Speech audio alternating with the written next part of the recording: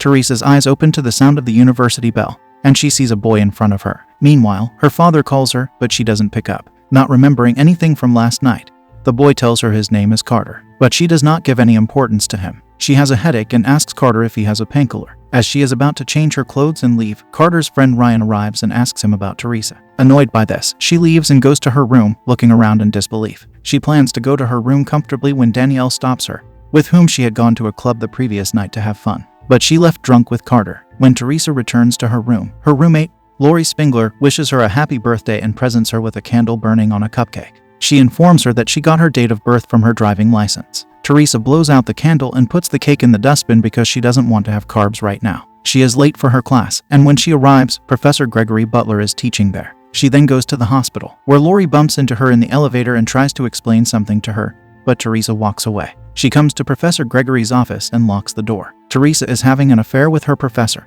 who tries to convince her that it is no longer okay for them to be in a relationship. But despite that, she gets him close to her. Suddenly, someone tries to open the door. They both set themselves apart. When the professor opens the door, his wife, Stephanie, is standing in front of them. He is surprised to see her and introduces her to Teresa, who is his student. Teresa leaves. She then sits with her friends, listening to Danny's speech and discussing with them the upcoming spring festival. A member of their group named Becky Shepard brings a tray of food with her, to which Danielle insults her and says that they haven't had breakfast since the morning and yet they are here thinking about this attention-seeking matter. Becky storms off and suddenly bumps into Carter and accidentally spills the drink on Teresa. Teresa gets distressed when she sees Carter. All her friends are shocked to discover that Teresa and Carter know each other, but Teresa denies it and takes Carter aside to ask him why he came here. Carter tells her that he only came to return the bracelet that she left in his room and then leaves. In the evening, all the friends organize a surprise party for Teresa's birthday. She is sitting in her room when Danielle comes to ask her how long she will be at the party. Meanwhile, the power goes out and comes back on. After Danielle leaves, Teresa gets ready for the party and leaves the house alone to go there. Along the way, a group of schoolboys pass by, some wearing baby face masks. Teresa moves forward, but one of them chases Teresa. As she passes under the bridge, she feels something strange and calls out to her friends to come out, but no one is there. By the way, a beautiful music box is lying in the middle. She is looking at it in a dazed way when she feels the presence of someone behind her. She turns around and sees a boy wearing a baby mask. At first, she tells him that his group of friends has gone in another direction, but when he doesn't move, Teresa panics and runs away. A man catches her and kills her by stabbing her in the chest with a knife. After dying, Teresa wakes up back at the beginning of the day where she is back in Carter's room. All this is beyond her understanding. She thinks she might have had a nightmare. Teresa gets worried when the same thing happens to her and she sees the same thing that she had seen before she died. Like a girl volunteer who walks up to her for her sign. A couple getting sprinkled on, a team of boys preparing for basketball, then the sound of a bell and meeting Tim on the way. As she goes to her house, Danielle calls her from behind like before. When she comes to her room, Lori gives her a birthday wish cupcake and tells Teresa that she found out about her birthday from the driver's license. This time she doesn't put it in the dustbin but keeps it there and goes to university. She then goes to the professor's office, where his wife, Stephanie, arrives. The rest of the day is a repeat of everything with Teresa. When she goes to a party at night, she takes a different route out of fear of the killer who seems to be following her. When she enters the house again, she is suddenly greeted by a man wearing a baby mask and she punches him in the face in fear. Then all the lights come on and all her friends wish her a happy birthday. The masked man is actually Nick Sims, not the killer who keeps her in his sights during the party. Danielle notices this and gets angry with Teresa because she likes Nick. Teresa goes to the room where Nick comes wearing a mask and wants to dance with Teresa to full music. The real killer arrives and kills Nick, while Teresa chats with Danielle on her cell phone. Teresa thinks it's Nick, not the killer, so he stops her as she tries to leave. The masked man tries to kill Teresa, but this time Teresa fights him off. But she cannot last long and is killed. She wakes up again in Carter's dorm room. This time, she gets very worried. Distraught, she runs all the way to her room and tells Lori what's going on with her today. Lori doesn't understand and advises her to rest. She also tells her to take today off and spend her day somewhere else, which will make her feel better. At night, instead of going to a party, she locks herself in the room and puts a heavy drawer in front of the door. She takes all the precautions on her part and is satisfied, but the killer also comes there and stabs her. But Teresa defends herself and tries to open the door. She doesn't have that much time.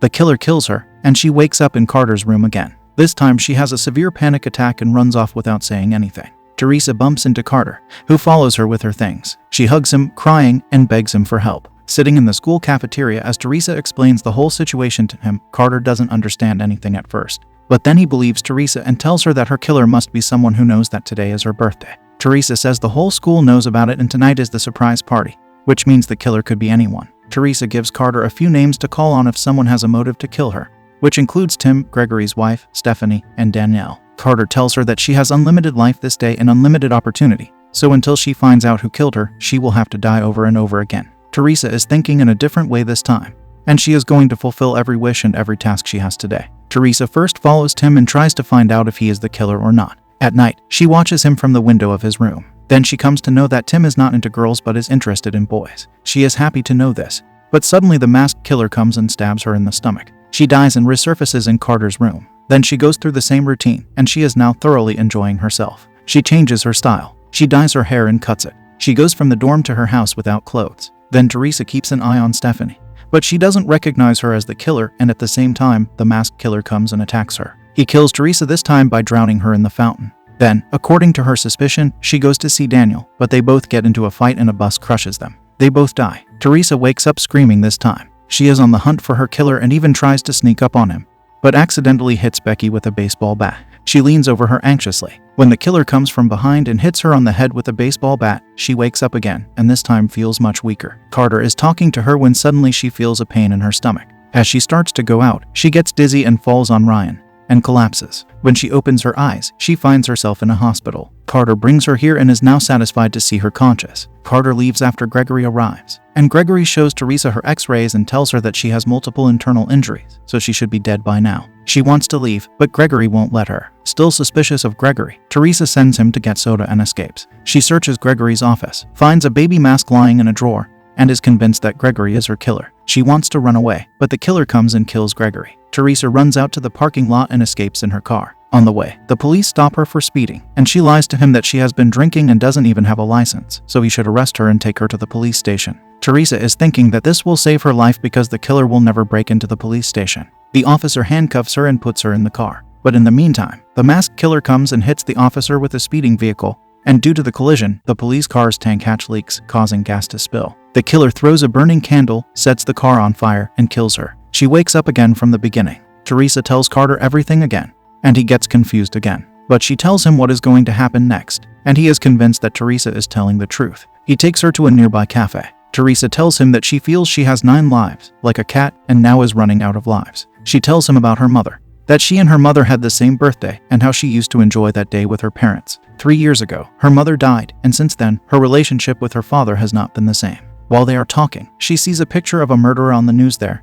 and immediately she remembers that the killer was there all the time. The killer has killed young girls and is in hospital under police custody. Teresa becomes convinced that a criminal named John Toombs is the real killer. Teresa runs to the hospital, with Carter following her. They take the axe to John Toombs' room, where the security guard is lying dead. The killer attacked her from behind. Then Carter also comes there. The killer is beating Carter. Teresa tries to fire at him, but there are no bullets in the gun. The killer kills Carter by breaking Carter's neck in front of Teresa. She runs away from there and goes to a deserted place. She subdues the killer, but she thinks that if she kills the killer, Carter will never come back. So, she dies by putting a noose around her neck and wakes up again in Carter's room. This time, she is more satisfied, refreshed, and bolder than before. Teresa leaves the dorm in a very good mood and happily greets the students she meets along the way. After telling Tim that she knows he's not interested in girls, she reassures him and tells him to find a nicer boy for himself. Tim is happy to hear this. She arrives at the house where she tells Danielle about Carter before she can ask anything, and also tells her that she will be planning her future with Carter more. Back in her room, she thanks Lori and apologizes for her behavior. She then goes to school and asks the professor out of class. She then tells him she is not in love with him and breaks off her relationship with him. Danielle is lecturing the group when Becky arrives with her tray. She is disrespecting Becky when suddenly Teresa carries her tray of food and sits down next to Becky. Danielle also scolds Teresa, but Teresa picks up Becky's chocolate mocha and flips it over Danielle's head. All the girls cheer for Teresa's courage. When Carter comes to return Teresa's bracelet, she kisses him and invites him to celebrate her birthday that night. Then Teresa goes to meet her father, who is very emotional about seeing her. For some time, they stared at each other in silence. Teresa tells him that she has no interest in the day after losing her mother, but apologizes to her father for unknowingly hurting her father. She promises she will not do that in the future. She arrives at the hospital fully prepared and threatens the guard and takes his pistol. She approaches Toombs and tells him she knows he's awake, and Toombs hits her on her head, which results in dropping her pistol. The two fights, but Teresa uses her mind to shoot him in the chest and kill him. Later, Teresa celebrates her birthday with Carter and burns out a candle on a cupcake Lori made. She asks for her wish and blows the candle. Carter asks what she asked for, and she says nothing much, just tomorrow, which is a lot for her. Both eat cake. After that, Teresa suddenly wakes up again in Carter's room and asks him about the day. He says that today is the 18th and Monday. Hearing this, she runs away and wants to come to her room and pack her things and leave. Lori comes to her and wishes her a happy birthday and gives her a cupcake. Teresa is very upset and is packing her things. She suddenly stops, remembers something, and says that she was asleep after eating cake in the night, which means she died in her sleep. The cake actually contains poison, which is obviously mixed by Lori. She tells her that Toombs wasn't the killer, but her because every time she doesn't eat the cake Lori made, she takes an alternative route to kill her. She had been drugging Toombs and wanted to kill her under his guise. Lori rejects Teresa's claim, so Teresa tells her to eat this cake to prove it. But she hesitates, so Teresa starts to leave, saying that if she gives this cake to the police, they will find out for themselves what is true. Lori doesn't let her go but attacks her instead. Teresa is shocked and asks her why she wants to kill her. And she explains that Gregory chose Teresa over her and that Teresa is such a mean person, that's why she wants to kill her. The two have a great fight and Lori dominates Teresa. But Teresa doesn't give in and forces Lori to eat a cupcake, while throwing her out of a window. At a cafe, Teresa is sitting with Carter and watching the news, where Danielle is making a statement against her. Meanwhile, she gets a call from her father, so she consoles him that there is nothing like this and that she is innocent. Teresa is overjoyed that she has found her killer and with it, she has also found a true friend. The next day, Teresa wakes up in Carter's dorm room, and Carter jokingly acts like she woke up the previous day again. She panics but Carter relaxes her and tells her it's the 19th and Tuesday. The two of them fight jokingly and Carter leans over and kisses her. Meanwhile, Ryan arrives and Carter sends him back and closes the door, ending the movie.